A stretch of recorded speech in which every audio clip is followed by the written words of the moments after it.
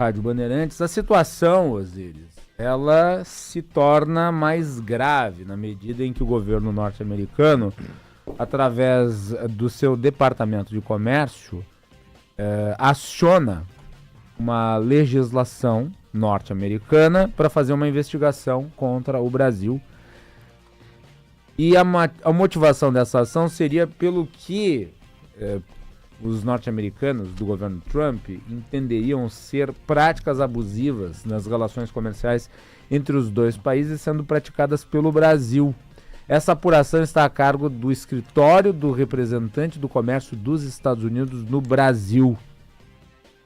E o trecho do relatório diz o seguinte, abre aspas, o Brasil também parece se envolver em uma série de práticas desleais com relação a serviços de pagamento eletrônico, incluindo, entre outras, a promoção de seu serviço de pagamento eletrônico desenvolvido pelo governo, fecha aspas.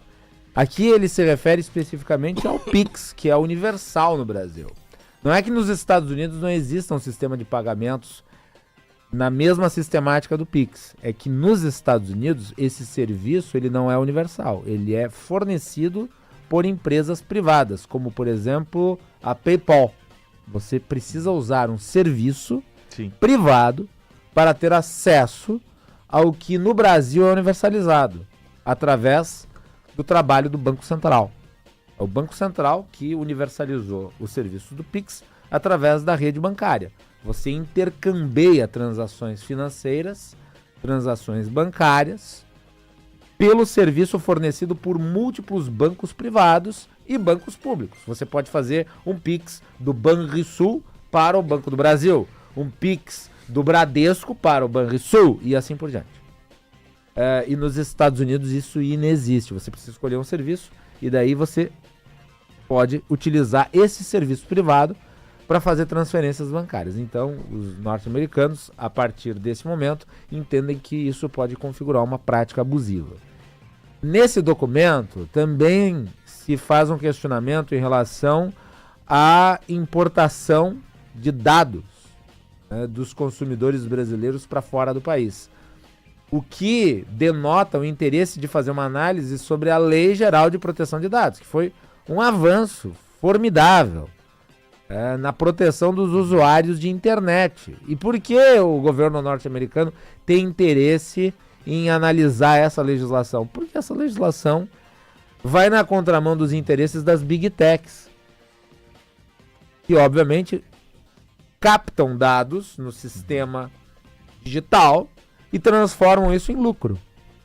Não há problema em transformar dados em produtos e serviços. Agora, isso deve ser feito com regramento, e o Brasil estabeleceu uma legislação para tratar dos dados dos brasileiros. E como você mencionou no início do programa, o documento chega a fazer uma citação em relação a 25 de março. E daí o trecho diz o seguinte, abre aspas, o Brasil não conseguiu abordar de forma eficaz a importação, distribuição, venda e uso generalizado de produtos falsificados, consoles de jogos modificados, dispositivos de streaming ilícitos e outros dispositivos de violação. Fecha aspas. Se essa investigação concluir que as práticas são abusivas... Chinatown é uma maravilha lá, né? Nossa, aquelas bolsinhas, né? Pravda, aquelas coisas, né? De grife, são tudo original. Não há pirataria dos Estados Tu chega Unidos. no cidadão, o cidadão pega uma calculadora para perguntar, é bem assim, gente, ó, original ou copy? Bem assim. Eles E há um Chinatown, né? um Chinatown em cada grande centro urbano norte-americano. Chinatown não não é só em Nova York, tá? Eu sei é de Nova York, as outras eu não Não, sei. existem em outros lugares. Eu estive em algumas metrópoles Tem uns norte-americanas. 1,99 lá também? Tem de vários países, diga-se de passagem. Não apenas as Chinatowns. Isso é risível. Chinatown com o Jack Nicholson, diga-se de Nossa, passagem, é excelente verdade. filme. Excelente. Se essa investigação da seção 360, que é a legislação que trata dessas questões, conclui que o Brasil, de fato, pratica, na visão dos norte-americanos, práticas abusivas, isso pode se tornar tarifas adicionais ao Brasil.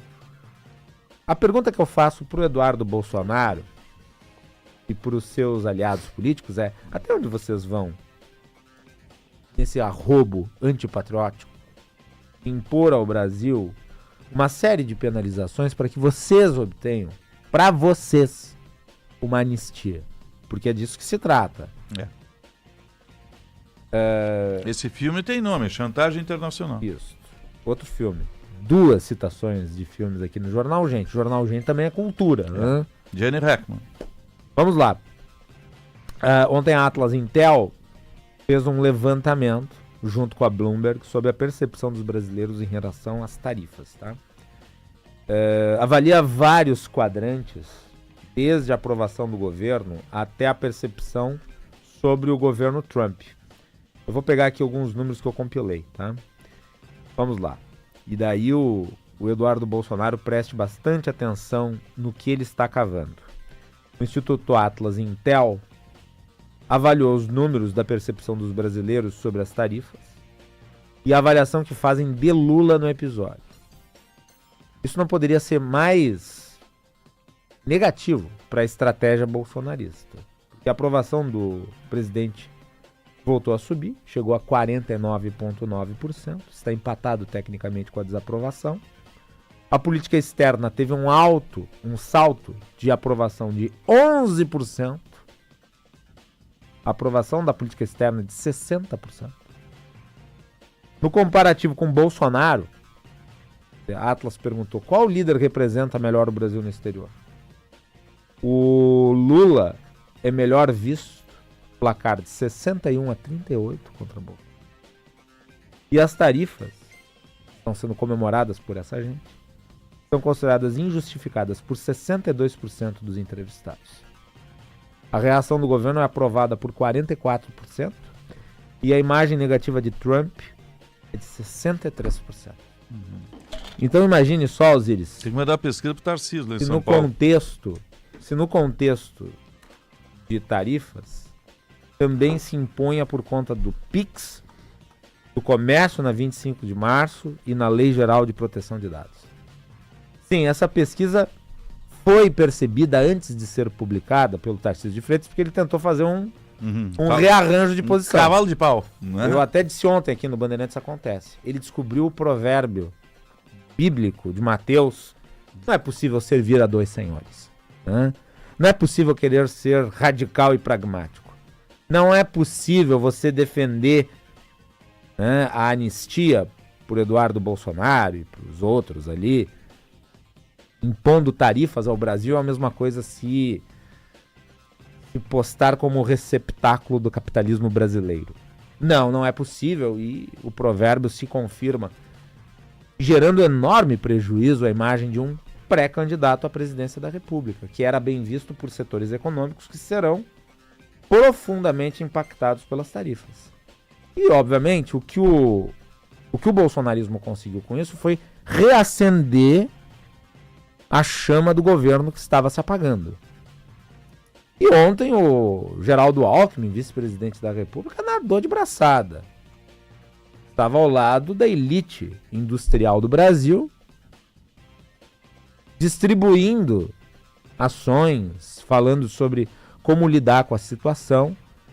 E talvez seja o próprio Geraldo Alckmin o canal a ser usado para estabelecer um nível de contato com o governo norte-americano, como, aliás, recomendou ontem aqui o Nelson Barbosa, ex-embaixador do Brasil nos Estados Unidos.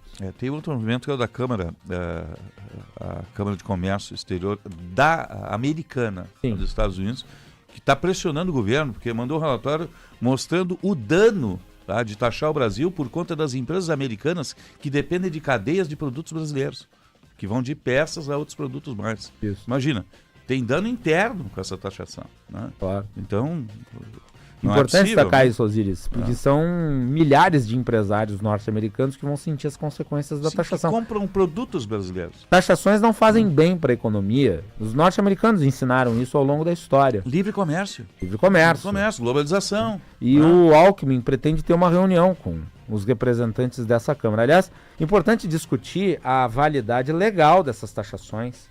Osiris, eu fiz uma pesquisa... Mas quem é que define isso? É o OMC? Quem é? Eu acho que os instrumentos internacionais estão esvaziados. Porque desde o primeiro dia de mandato do Trump, que ele está disparando tarifa para tudo que é lado. Mas né? nem todas as tarifas do Trump foram aprovadas pela Suprema Corte. Tá? Ah, tem isso também. Né? Então eu acho que a estratégia brasileira tem de se validar também por uma ação interna nos Estados Unidos.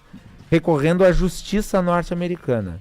Ontem eu fui fazer uma pesquisa, Alzires, sobre a legislação norte-americana e sobre os precedentes, porque os Estados Unidos eles seguem o common law, que é a ideia do precedente. Você faz a lei a partir dos casos, né?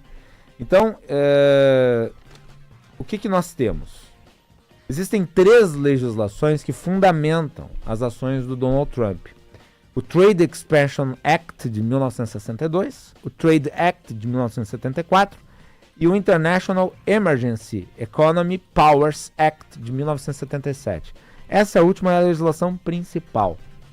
E o que elas estabelecem em conjunto? Que tarifas excepcionais podem ser lançadas pelo presidente dos Estados Unidos se eventualmente os Estados Unidos estiverem num cenário de emergência concreta à sua segurança nacional.